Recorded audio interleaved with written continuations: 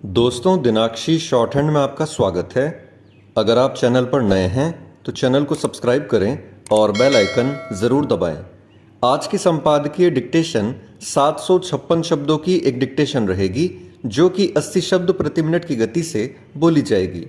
अगर आपको उस डिक्टेशन की स्पीड को 100 शब्द प्रति मिनट करना हो तो आप YouTube पर स्पीड के ऑप्शन में जाकर स्पीड को 1.25 कर सकते हैं। इस डिक्टेशन की डेमो आउटलाइंस आप हमारे टेलीग्राम ग्रुप से प्राप्त कर सकते हैं।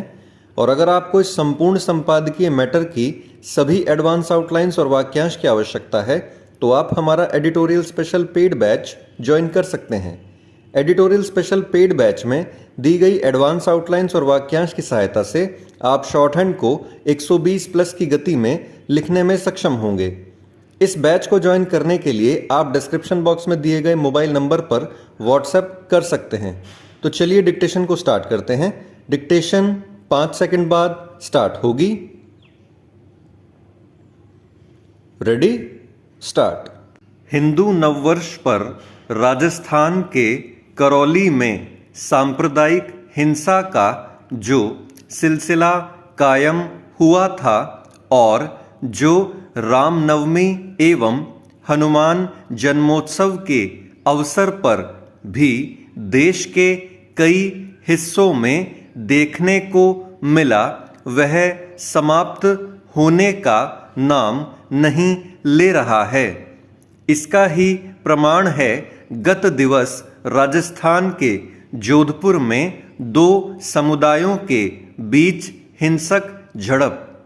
इस झड़प में कई पुलिसकर्मी भी घायल हुए और शहर के कई क्षेत्रों में कर्फ्यू लगाने के साथ इंटरनेट सेवा भी निलंबित करनी पड़ी। चंद दिनों पहले ऐसा ही कुछ पटियाला में भी करना पड़ा था। जोधपुर की हिंसा इसलिए चिंताजनक है क्योंकि पुलिस एक प्रतिमा पर अपने अपने धार्मिक ध्वज लगाने के 2 पक्षों के विवाद को दूसरे दिन भी नहीं थाम सकी और ईद, अक्षय तृतीया एवं परशुराम जन्मोत्सव के दिन उसने और अधिक उग्र रूप धारण कर लिया। इस दौरान पत्थरबाजी भी की गई और पुलिस को खास तौर पर निशाना बनाया गया।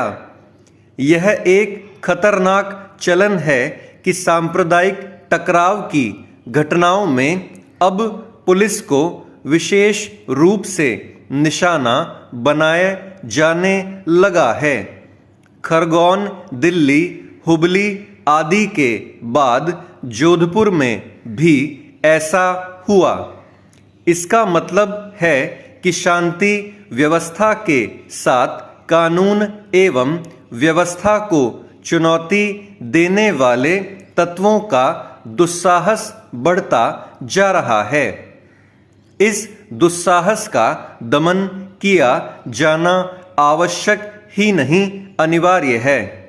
चूंकि करीब करीब हर त्योहार पर तनाव पैदा करने का जो काम हो रहा है वह दुर्योग कम किसी गहरी साजिश का हिस्सा अधिक नजर आता है।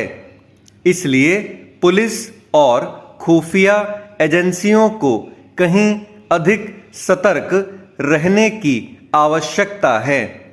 इसलिए और भी क्योंकि सांप्रदायिक हिंसा की घटनाओं को लेकर देश को बदनाम करने का भी अभियान छिड़ा हुआ है। सांप्रदायिक परिवेश खराब करने वाले तत्वों के खिलाफ कठोर कार्रवाई प्राथमिकता के आधार पर की जानी चाहिए और वह भी बिना किसी भेदभाव के। केवल ऐसे तत्वों की गिरफ्तारी ही आवश्यक नहीं है। इसी के साथ यह भी सुनिश्चित किया जाए कि उन्हें यथाशीघ्र सजा भी मिले। ऐसा करके ही ऐसे तत्वों को सही संदेश दिया जा सकता है।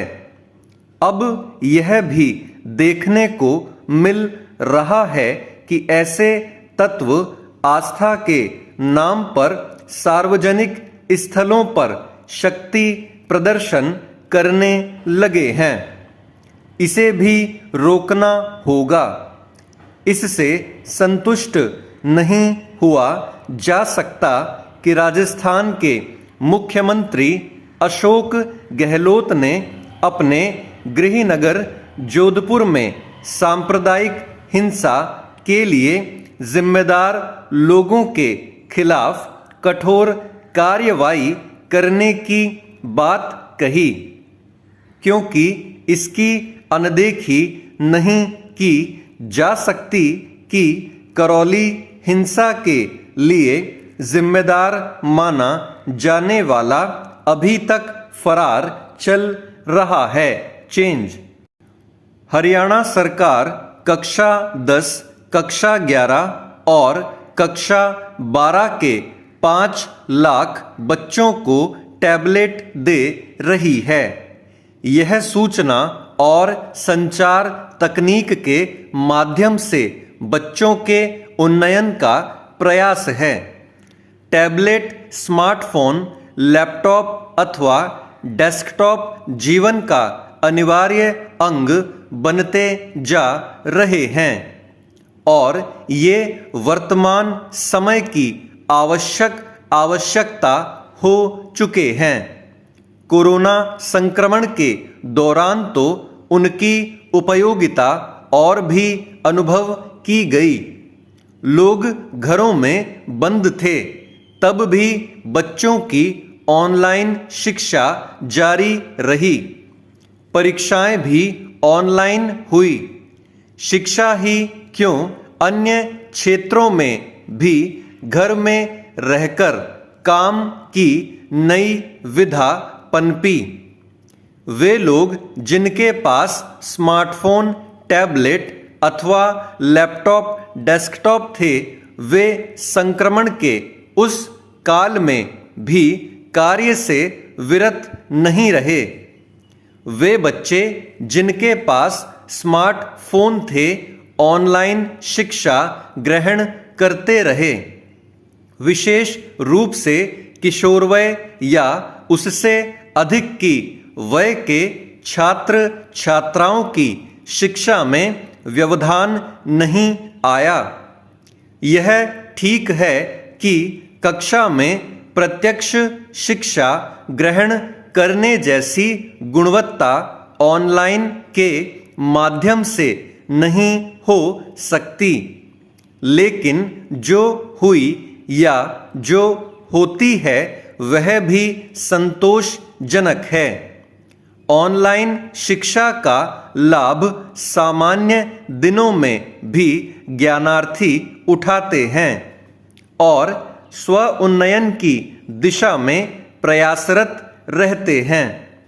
वे चाहे किशोरवय के हों या युवा प्रौढ़।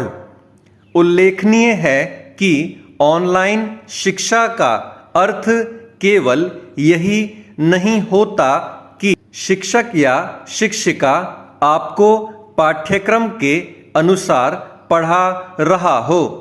छात्र छात्राएं स्वयं अपनी जिज्ञासा इंटरनेट पर जाकर शांत कर सकते हैं, अपने विषय का अध्ययन कर सकते हैं।